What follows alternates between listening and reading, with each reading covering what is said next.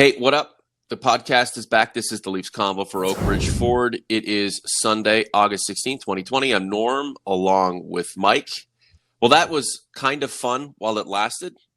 Really not so much. Hockey continues without the Maple Leafs. Mike, good morning. Good morning, Norm. Yeah, it's disappointing, but expected. As I think we talked about before the series started, I predicted the Blue Jackets in 5 and hit it right on target. But I don't say that with any kind of joy. It was just simply a fact that the way this team has played throughout the year and consistently, at one point really well, at one point disastrous defensively. I didn't think they had the consistency or the makeup to be able to beat a team that plays heavy hockey like the Blue Jackets. And in the end, it wasn't their defense that let them down. It wasn't even their goaltending that let them down, in spite of the criticism that Freddie Anderson has faced. It was their offense that let them down.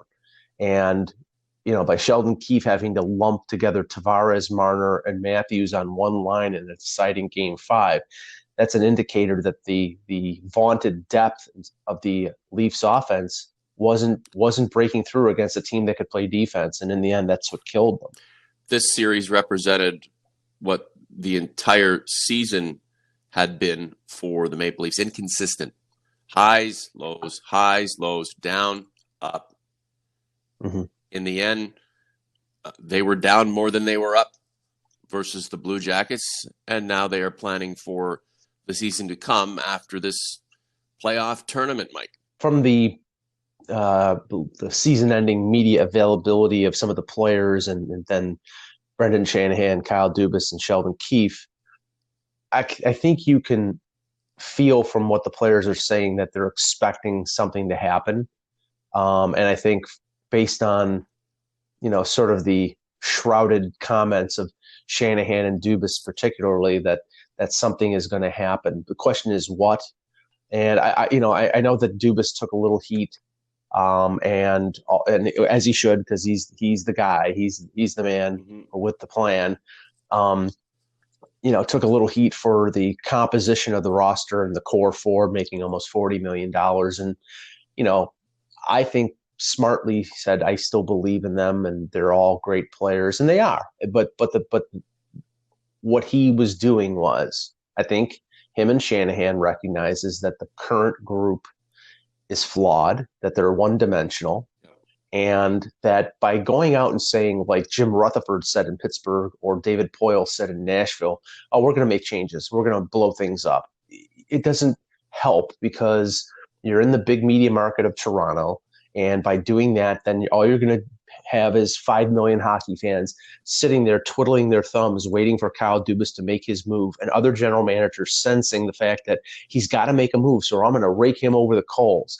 It does them no good. But I think they recognize that this group is flawed and that changes have to be made. The question is, over the next couple months until training camp starts in mid-November, is what changes will be made. So we can look at the team and say it's top-heavy. Kyle Dubas can feel that way. Actions speak louder than words in this circumstance. There's no point disparaging his horses. They're all really good.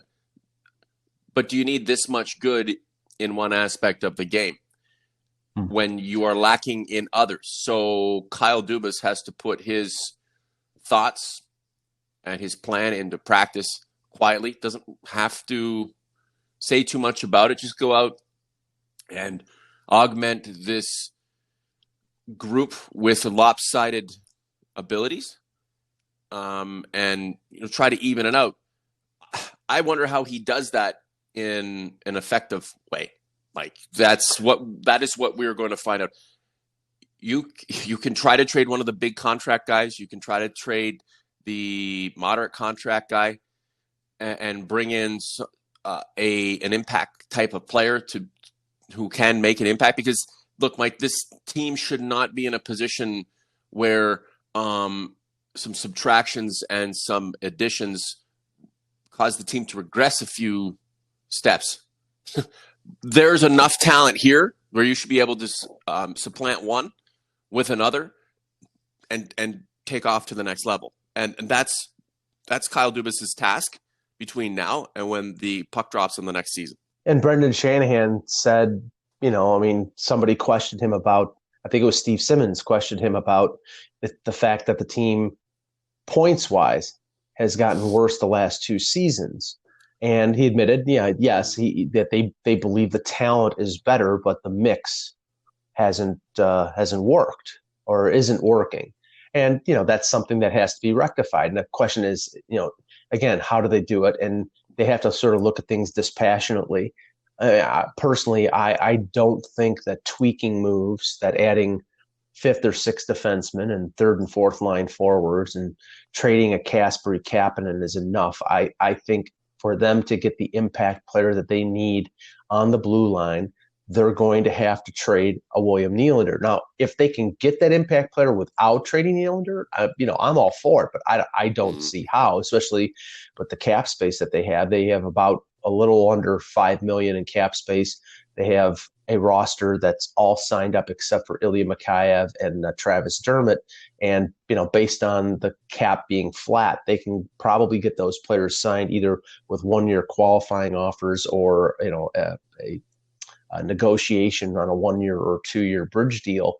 But it's got to be more than that. If they go to training camp and the only changes are, Barabanov from the KHL and Lettinen from the KHL, nobody's going to be happy. And I really don't think that that's what Kyle Dubas is going to sell, because as somebody said, if he goes into next season with just those sort of minuscule changes and this team falls flat as they did or underachieves as they did, then his job might be on the line after next season. Because of what is owing Tavares, Matthews, and Marner, are those three ride or die with this team and this group? It will be those three as the front men and everyone else behind them? First of all, Tavares has a no-move clause, he came here and the organization will not go down that road. And honestly, other than having an injury early in the year that he came back from a broken finger. Superb. He's done exactly what he's supposed to do. Yeah, exactly. And Austin Matthews, the only complaints that anybody can have about Austin Matthews is maybe a little bit of a lack of maturity, but he is 22 years old. I don't understand the, coming out and making the comments about Steve Simmons after game 1 when he should be focused about the fact that the team played terribly and, even though he was good. But and the obviously the off the ice things before the season, but he's Mike. That rallies his minions on social media. It's woe is me. Yeah. Say what you will about Steve Simmons. Is Steve Simmons the righteous, wonderful, sweet person that the greatest person of all time? No, that's not his game. We know what he's about. So say what you will about him. On Austin Matthews's side of it, shut the hell up. Just go play. Forget about it. I know we can have an argument over whether that was the right thing to do. But look, consider the source, move on. Anyway, that's for Austin Matthews. You're right, but the guy is like a top 5 player in the league. You're not going to move him. And on Marner, I don't know, man. The guy's a jack. He does everything, and a guy like that who's on the ice so much, who's going to be playing 5-on-5, even strength minutes, power play, shorthanded. He's out there so much. He's susceptible to mistake and criticism that is unwarranted most of the time because the guy is such an effing workhorse. So I think those three are the ride or die, and that does leave a few really good players who have good contracts and who produce well out in the cold in terms of this circumstance. Yeah. I know there's been some mention about, trading Marner. Good luck. First of all, I don't think you trade a guy who, and not to say it's based on just the fact that he's from Toronto, but a Toronto kid who loved the Leafs his entire life, who is one of the best young players in the league. Of course, that's what I'm getting at, Mike. His where he's from, where he's indigenous to in terms of region and play, all of that stuff is fine and dandy. If the guy couldn't produce, big shit, he's done. But as for the reason I laid out and for the reasons Mitch Marner isn't one of the guys you're going to move off this roster. He's one of the 3 ride or dies. OG's converts, you let us know who you think the big 3 are. Do you move Marner out and put Nylander in? Is it Tavares you want to see gone? You think Matthews is a big enough baby that he should be shipped out, and it should be, Nylander, Tavares, Marner? We have lots of time on our hands. Let us know who you think the big three are. Or do you think one of those guys should be shipped off and another top forward come in? And it's interesting that we are talking about the forward group and who the trifecta will be at the top leading this thing forward when the Leafs have so many problems on the back end of things, Mike, which leads us to our next point as the OGs and converts fill up the community comment section, and of course the posts that we'd like to see below this combo on YouTube. Is there any way for this team, Mike, to catapult itself from averageness defensively to really balancing out on the defensive end what it has offensively?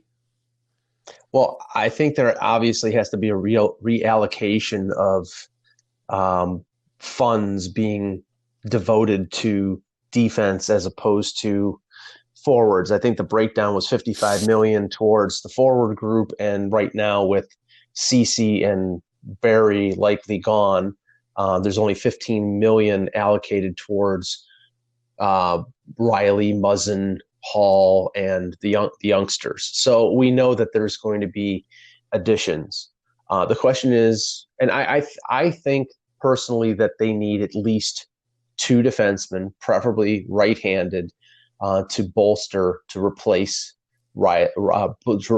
Ceci and Barry. And I know that one name that's been mentioned by Jeff Merrick and a few others in terms of what the Leafs are looking for, and I wholeheartedly would agree with this, is targeting a guy like Radko Gudas, who would bring a toughness that I think has been missed since Roman Polak, with a better package in terms of he's probably faster than Polak was at the end of his career, but he plays with that same edge, and somebody who's in the playoffs right now with Washington. But again, what I think has to be done here is that Dubas will need to search out the market and see where he can get a top four right-handed defenseman. What will that be? Matt Dumba in Minnesota. Supposedly, they were interested in Nylander back when he was having his contract squabbles, and they're a team that needs offense. Will they trade Nylander for young assets? For cheap assets and use the cap space to go after Alex Pietrangelo? We don't know. There's a number of avenues that they can pursue. I've heard that maybe they go after like a Clefbaum or a Adam Larson with Edmonton. Sure. There are all sorts of options, but it's clear they need to explore one of those options. If they can get Clefbaum or one of the Edmonton top four for a Kasperi Kapanen, who I think may be on his way out because he was very inconsistent and underwhelming at times this year. So be it. That's fantastic. But if it costs the Nylander, at this point, you need to subtract from one area where you have significant depth, and you need to address that area, and not only just on the blue line. There has to be a realization, and I think that it started in this playoff series against Columbus, that the forwards need to pay the price to play defensively, and they did. It's just they weren't multidimensional enough to be able to play defense in their own end and generate offense at the other end. Nylander's so valuable. He's such a good offensive player, and he's a good teammate. Does he have as well-rounded a game as someone like Marner? And if Marner was the one traded, who picks up all of those minutes? Who fills in for all of that versatility? It's a tough one. Ideally, you'd like to keep all of these guys, but the guru, the Messiah, has kind of put himself in a tough spot. And 88 is the easiest guy to move, which sucks because you want him on your team, man. He's so good. But in this circumstance, you've got to do what's right for the team as a whole. And this isn't Nylander versus Marner anymore, guys. We're not fucking around with that stuff anymore. What we're talking about here is how to make this team effective enough to get out of the bloody first round and move on, because these guys are getting a little bit older now. This should be entering the pre-prime stage. And this nonsense of getting knocked out by effing Columbus in the first round, like, something's got to change. And unfortunately, a player we love and we think highly of may have to get moved, because contractually they're the easiest to exchange with another player. Mike, Radko Gudas reminds me of Raki from Youngblood. Mm-hmm. He is like Roman Polak 2.0. Slightly better looking, which doesn't say too much. And Clefbaum would be a great addition just for his name. Well, the thing with Gudas is, he's been, and he always plays on the edge. He's been suspended a number of times, which would be a little bit of a concern.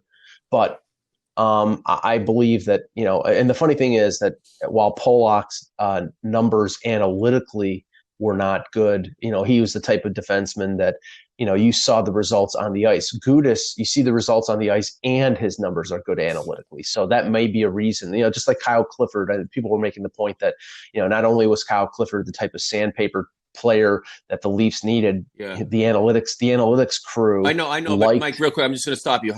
Analytically, where was Montreal? Analytically, where was Columbus? Analytically, where was Chicago? Analytically, like, it's great. It's great. And where it's 2020, it's not 2015, it's not 2010. We've been having these arguments forever. But analytically, what the F does that get you?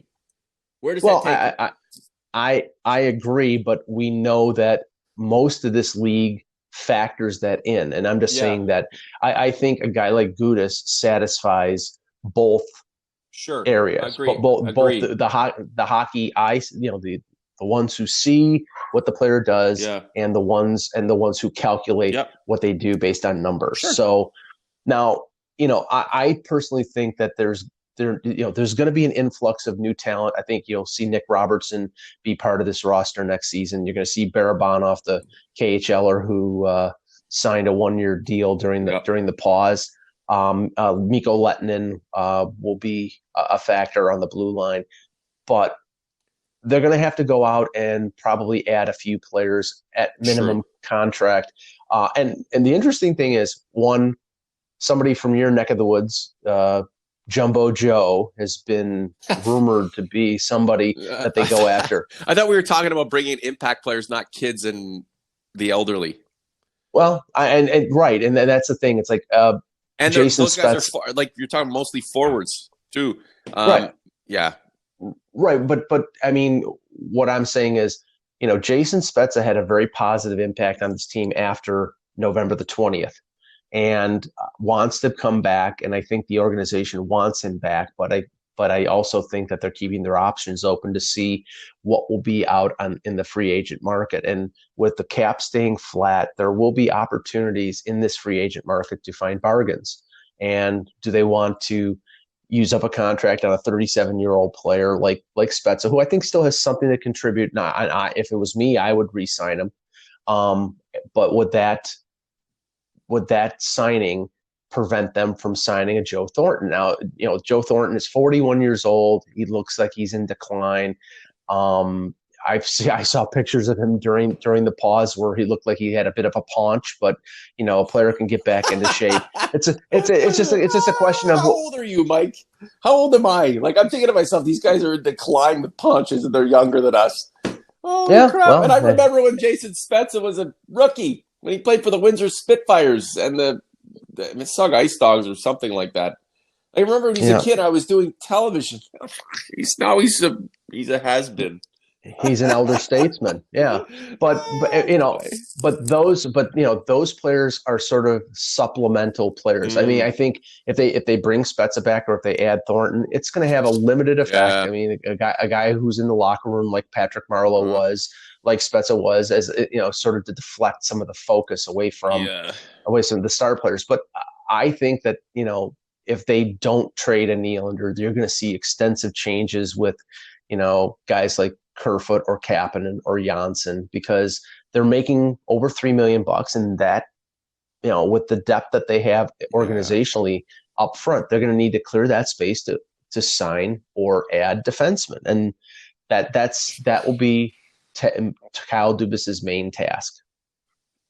So you have the big four, then you have the support guys, Janssen, Kapanen, then the kids coming up, Mikheyev, Robertson. It's all great, but those guys can't coexist forever in this era of hockey with the salary cap what it is.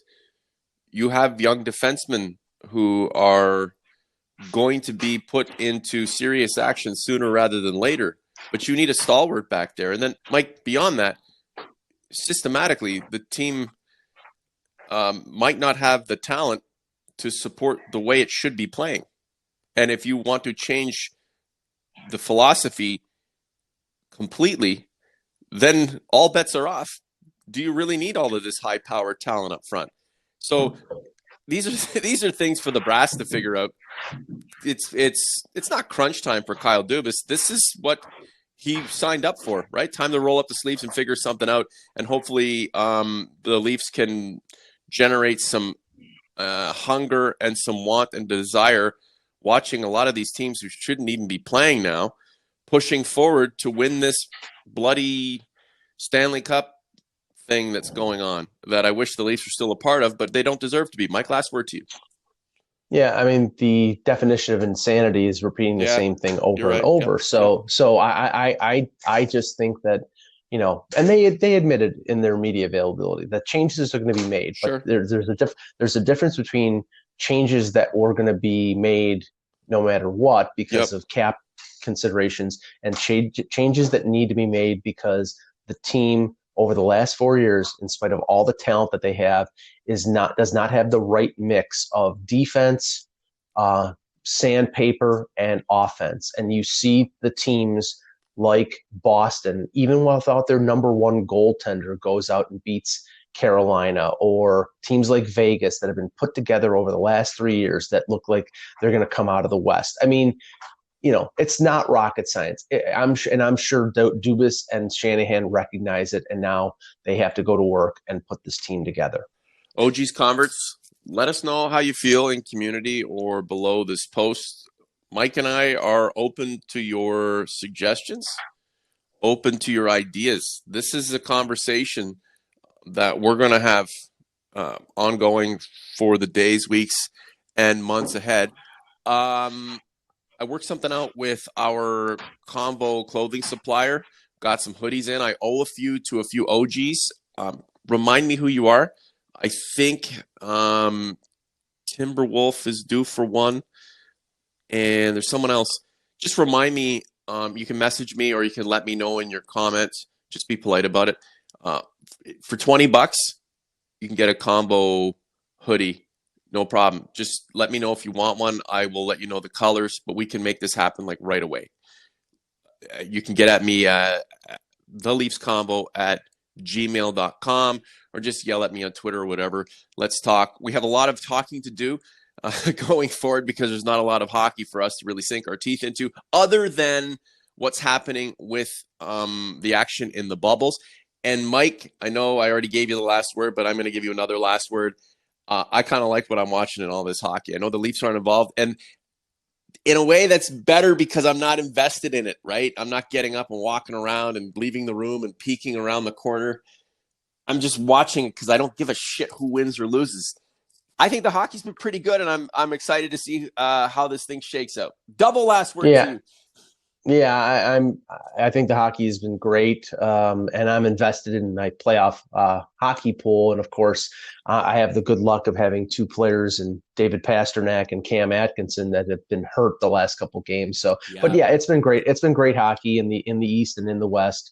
And you know, I'm following all the series and writing about it on Hockey Buzz. But yeah, it's unfortunate that the blue and white are not in there, but maybe next year. One day. And you know what? We've been lucky. I mean, the Leafs, it's been since 67, so it hasn't been that long. Right. Have a good one. Thanks, Norm.